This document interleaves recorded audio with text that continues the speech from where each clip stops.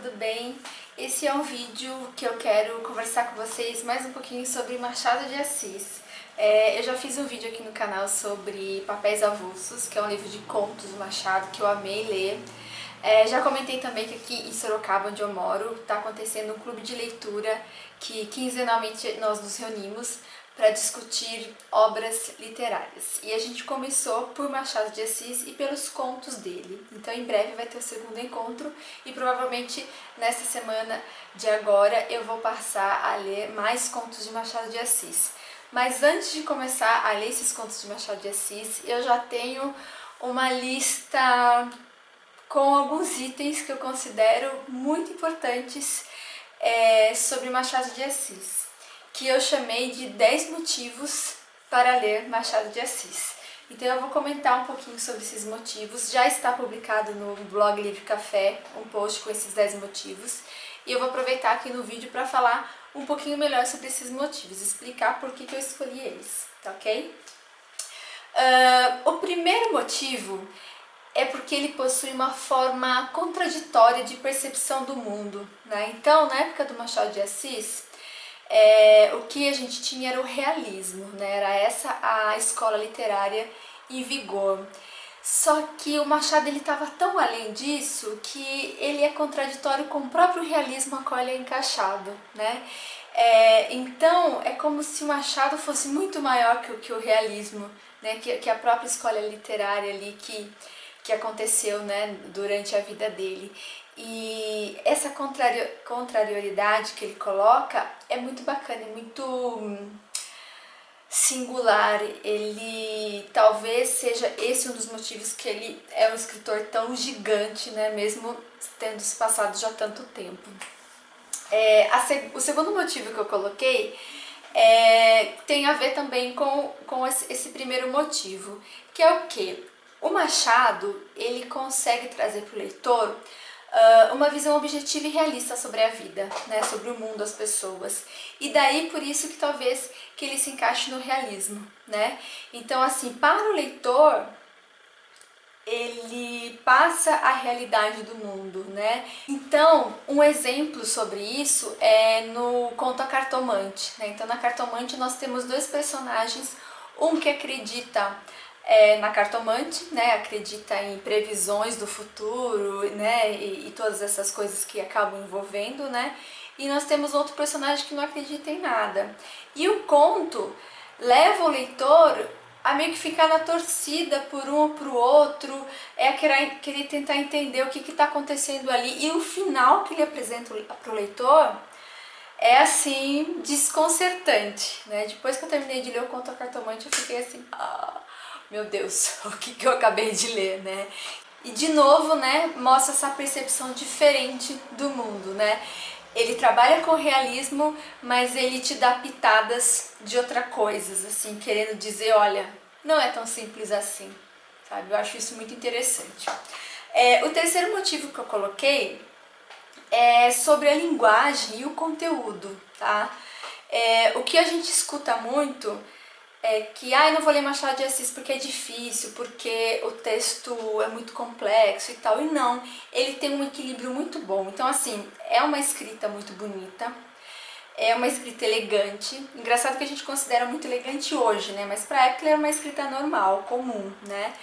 E o conteúdo que ele apresenta que faz toda a diferença, né? Os personagens que você vai conhecer, as características dele, o próprio enredo da história, para onde a história vai caminhar, né? Então ele consegue equilibrar muito bem, né? Então o leitor de hoje, um novo leitor machadiano, ele vai pegar a obra e ele vai conseguir perceber bastante isso, que tem uma linguagem diferente, né, da linguagem de hoje, óbvio que tem, porque o cara escreveu isso há um tempinho atrás, né, mas por outro lado ele tem um conteúdo muito fácil de gostar, muito próximo à vida de hoje em dia, né, porque ele lida muito com as relações humanas. Um dos motivos dele conseguir esse equilíbrio também, eu acredito que é porque ele usa muito tempo psicológico, né, então ele está contando para o leitor a história de um personagem a partir das lembranças do personagem, né? Então não tem essa coisa do tempo cronológico que é comum ao realismo, né? Que daí já vem outra diferença dele também. Enfim, é difícil a gente conseguir explicar com muita clareza um item só, mas espero que vocês estejam conseguindo compor aí o meu visual machadiano, né? De acordo com o que eu tô falando aqui, porque realmente foram as coisas que eu percebi durante as minhas leituras. O quarto motivo que eu coloquei é sobre como as histórias dele conseguem ser suaves e de repente, num piscar de olhos, você está lá grudado no texto e você não quer largar. Né? Ele tem esse poder também. Ele trabalha muito com o cotidiano, né? Então assim, os personagens dele são personagens comuns, né? Só que é tudo tão repleto de acontecimentos assim que você fica muito preso na história e isso é muito legal. E é um dos principais motivos que muita gente lê um livro ou não, né? O livro tem que prender a minha atenção. Machado vai prender sem dúvida. O quinto item que eu coloquei é sobre a cumplicidade que tem com a leitura do Machado de Assis. O Machado ele conversa com o leitor, né? Ele usa muito a digressão. Então ele faz a digressão para conversar com o leitor, né? E ele também faz a digressão para mostrar a insegurança do narrador, né? Então ele com isso ele consegue estar muito próximo do leitor, o leitor o reconhece, o leitor abraça a causa que ele vai contar, antes mesmo dele começar a contar, né? Um exemplo disso é no livro Memórias Póstumas de Brás Cubas, né? Que o início da história é o personagem Brás Cubas, um personagem que já morreu, por isso Memórias Póstumas, né? E ele conversa com o leitor sobre a insegurança dele em contar a própria história, já que ele está morto, né? Então isso é interessante, assim, faz o leitor já gostar logo de cara. E de novo, uma outra característica diferente do realismo, né? Que é colocar um personagem que está morto, né? Para contar a própria história. No item 6 eu coloquei sobre o quanto o enredo dele consegue fugir do comum. Mesmo no item anterior eu ter colocado do quanto é simples ele tratar do cotidiano da vida das pessoas, né? De novo, esse enredo diferente que ele tem é por conta do tempo psicológico que ele usa, né? E também por conta dessa digressão, que não é comum ao realismo, né? Então, alguns itens que eu numerei lá no blog, né, eu fui numerando assim as minhas certezas, mas depois eu comecei a perceber que um acaba se encaixando no outro, né, como esses 5 que eu comentei com vocês, que se encaixa com o sexto motivo, né. Então ele tem aí uma solidez, né, na obra dele, então as coisas vão ficando cada vez mais sólidas quando você fica pensando nessas características, nesses motivos machadianos que eu escolhi. O item 7 eu coloquei que é sobre a crítica social que está sempre presente, né? E acho que um dos motivos também dele conseguir fazer essa crítica social é porque ele sempre está próximo ao leitor, né? A narração que ele tem ali, que é um jeito muito peculiar do Machado, provoca essa intimidade com o leitor que o deixa à vontade para ouvir a crítica social dele. E isso eu já linkei com o 8º item, que é sobre ironia.